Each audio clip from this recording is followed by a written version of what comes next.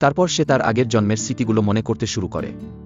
তখন আমাদের দেখানো হয় সিননাং আর চ্যাংশু একে অপরের প্রতিদ্বন্দ্বী ছিল, কিন্তু একে অপরকে অনেক ভালোবাসত, সেই জন্মে তারা একসাথে হতে পারেনি। তখন হঠাৎ চ্যাংশুর চোখ খুলে যায় এবং সে সিননাংকে বলে, আমার সব স্মৃতি ফিরেছে আগের জন্মের, আর এই জন্মে আমি তোমাকে রক্ষা করব। তখন সেখানে সিননাং এর লর্ড এসে উপস্থিত হয় এবং বলে, তোমাদের মধ্যে কেবল একজন বেঁচে থাকবে, একজনকে অবশ্যই এই পৃথিবী থেকে বিদায় নিতে হবে। এই কথা শুনে তারা দুজনেই খুবই দুঃখী হয়ে যায়। তারপর চ্যাংশু সিননাংকে বলে, আমি এই পৃথিবী থেকে যেতে প্রস্তুত, তুমি বেঁচে থাকো। তখন সিননাং লর্ডকে বলে, লর্ড, আপনি এভাবে করতে পারবেন না, যদি কাউকে মারতে হয় তবে আমাকে মারুন, আর চ্যাংশুকে বাঁচতে দিন। এরপর তারা দুজন একে অপরকে চুম্বন করতে শুরু করে। তখন লর্ড এই দৃশ্য দেখে বুঝতে পারে যে তাদের মধ্যে প্রচুর ভালোবাসা আছে। তখন লর্ড সিননাংকে বলে, আমি বুঝতে পারছি তোমাদের ভালোবাসার শক্তি অসীম, এখন তোমাদের কেউ মারা যাবে না। এই কথা শুনে সিননাং খুব খুশি হয় এবং জিজ্ঞেস করে, আপনি কি সত্যিই বলছেন যে আমাদের কেউ মারা যাবে না?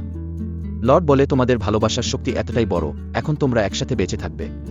তারপর লর্ড সিননাং এর উপর ম্যাজিক করে আর বলে, এখন থেকে তুমি চিরতরে মানুষের দুনিয়ায় মানুষ হয়ে থাকতে পারবে।